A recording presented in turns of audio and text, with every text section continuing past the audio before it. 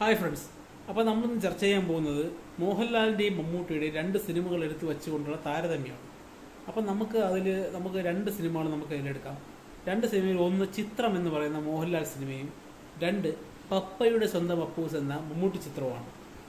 ഈ രണ്ട് ചിത്രവും വൻ വിജയമായിരുന്നു. ചിത്രം എന്ന സിനിമയ്ക്ക് കൂടുതൽ തിയേറ്റർ റണ്ണ് എത്ര 360 ദിവസം എന്തോ തിയേറ്ററിൽ ഓടിയ സിനിമയാണ്. പപ്പയുടെ സ്വന്തം അപ്പൂസ് ഏകദേശം അതേ രീതിയിലുള്ള വിജയം സ്വന്തമാക്കിയ സിനിമയാണ്.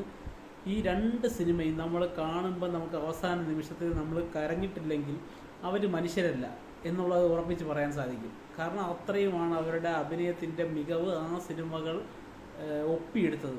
കാരണം ആ സിനിമയിൽ നമുക്ക് ചിത്രം എന്ന് പറഞ്ഞ സിനിമയിൽ ലാസ്റ്റ് മോഹൻലാലിൻ്റെ അഭിനയം കണ്ട് മോഹൻലാൽ ഇങ്ങനെ ലാ ലാ ലാ ലാ ലാ ലാ ലാ ലാ ലാ ലാ ആ ഒരു മ്യൂസിക്കൊക്കെ വരുമ്പോഴത്തേക്കും നമുക്കറിയാതെ നമ്മളെ കണ്ണിൽ നിന്ന് കണ്ണീര് പൊഴിയും.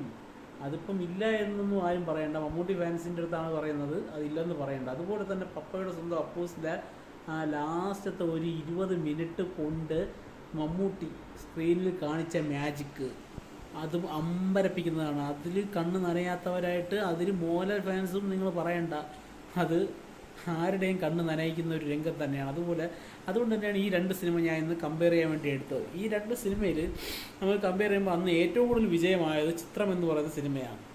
കാരണം അതിൽ നായകൻ മരിക്കുകയാണ്, നായകൻ്റെ അന്ത്യത്തിലോട്ടാണ് ആ സിനിമ കാൽവെക്കുന്നത്. അതുകൊണ്ട് തന്നെയാണ് അത്രയ്ക്കും പ്രേക്ഷകരെ, അതുമാത്രമല്ല മോഹൻലാലിൻ്റെ പെർഫോമൻസ് കൊണ്ട് മോഹൻലാൽ ആ ഒരു വിഷ്ണു എന്ന് പറയുന്ന ക്യാരക്ടറിനെ അത്രയ്ക്ക് ആർജിച്ച് അങ്ങനെ കൊണ്ടുപോയ ഒരു ക്യാരക്ടറാണ്. അത് അവസാനം ആ നിമിഷം ആ ക്യാരക്ടറിന് എന്തെങ്കിലും ഒരു അപകടം ഉണ്ടാവുമെന്ന് പ്രേക്ഷകർക്ക് തോന്നിയ സമയത്ത് അവർക്ക് തന്നെ സ്വയം നിയന്ത്രിക്കാൻ പറ്റാതെ അവർ തന്നെ അങ്ങ് കരയുന്നൊരു പ്രേക്ഷകരായിരിക്കും. അന്ന് ഞാനൊന്നും ആ സിനിമയൊന്നും തിയേറ്ററിൽ പോയി കണ്ട ആളല്ല. അപ്പം ആ സിനിമ അന്ന് ആൾക്കാർ ഇപ്പം നമ്മൾ കണ്ടാൽ പോലും നമുക്കറിയാതെ കണ്ണീര് വരും. ഇപ്പോൾ എത്ര പ്രാവശ്യം കണ്ടെന്ന് പറഞ്ഞാൽ വീണ്ടും കാണുമ്പോൾ അത് വരും. അതുപോലെ തന്നെയാണ് പപ്പയുടെ സ്വന്തം അപ്പൂസ് എന്ന് പറയുന്ന സിനിമയും.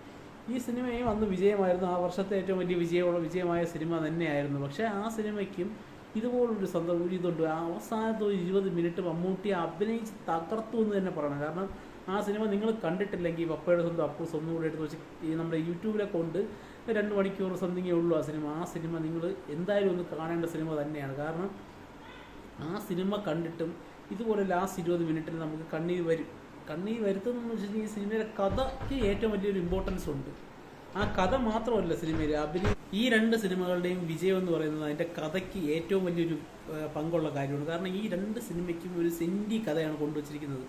ഈ സെൻറ്റി കഥ എന്ന് പറയുന്നത് ഒരു മകന് ഉണ്ടാകുന്ന ഒരു അസുഖം കാരണം ഉണ്ടാകുന്ന വൈഷമ്യതകൾ, മകനെ സ്നേഹിക്കുന്ന ഒരു അച്ഛൻ എങ്ങനെ അതിനെ നേരിടുന്നു, മകനെ എങ്ങനെ പറഞ്ഞ് സമാധാനിപ്പിക്കുന്നു, മകൻ്റെ അവസാന നിമിഷങ്ങളിൽ അച്ഛൻ എങ്ങനെ മകൻ്റെ കൂടെ ചെലവഴിക്കുന്നു, എത്ര പൈസ ഉണ്ടായിട്ടും കാര്യമില്ല, ചികിത്സിച്ച് മകനെ ഭേദമാക്കാൻ കഴിയില്ല എന്നുള്ള സാഹചര്യത്തിൽ ഒരു അച്ഛൻ എന്തൊക്കെ ചെയ്യുന്നു, എന്തൊക്കെ പെരുമാറുന്നു, ഒരു സ്നേഹമുള്ള അച്ഛൻ എന്തൊക്കെ ചെയ്യുന്നു, എന്തൊക്കെ പെരുമാറുന്നു എന്നുള്ളത് മമ്മൂട്ടി നമുക്ക് പപ്പയുടെ സ്വന്തം അപ്പൂസ് എന്ന ചിത്രത്തിലൂടെ കാണിച്ചു തന്നപ്പോൾ ഒരു മകന് വേണ്ടി ജയിലിൽ നിന്നും പരോളിനിറങ്ങിയ ആള് അകത്ത് തിരിച്ച് പോകാതിരുന്ന് മകൻ്റെ ചികിത്സയ്ക്ക് വേണ്ടിയുള്ള ചിലവിന് വേണ്ടി പൈസ കണ്ടെത്തുവാൻ വേണ്ടി ജീവിച്ച ഒരു ജീവിതം നമുക്ക് മുമ്പിൽ ജീവിച്ച് കാണിച്ചു തന്ന മോഹൻലാൽ എന്ന വിഷ്ണു എന്ന കഥാപാത്രത്തിനെ നമുക്ക് ചിത്രം എന്ന സിനിമയിലൂടെ മോഹൻലാലും അതിമനോഹരമായാണ് നമുക്ക് കാണിച്ചു തന്നത്. ആ നിമിഷങ്ങളിൽ കണ്ണീര്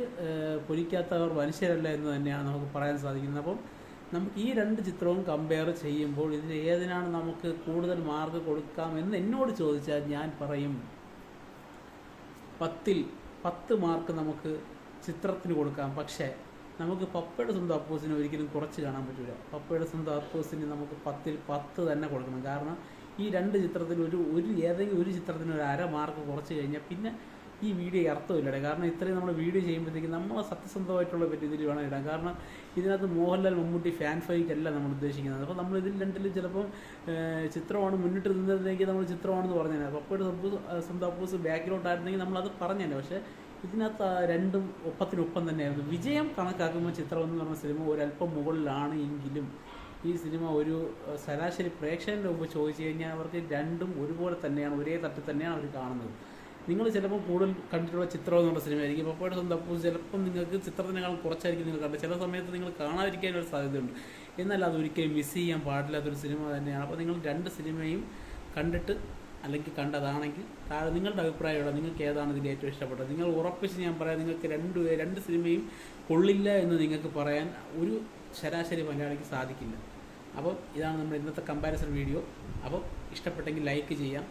പിന്നെ ചാനലൊന്ന് ചെറുതായിട്ടൊന്ന് സബ്സ്ക്രൈബ് ബട്ടൺ ഒന്ന് അമർത്തി കഴിഞ്ഞാൽ നമുക്ക് ഇതുപോലുള്ള വീഡിയോകൾ, നിങ്ങൾക്ക് ഇതുപോലുള്ള വാഗതിരില്ലാത്ത വീഡിയോകൾ നിങ്ങൾക്ക് കാണണമെങ്കിൽ നിങ്ങൾക്ക് ചാനൽ സബ്സ്ക്രൈബ് ചെയ്യാം. ഓക്കെ.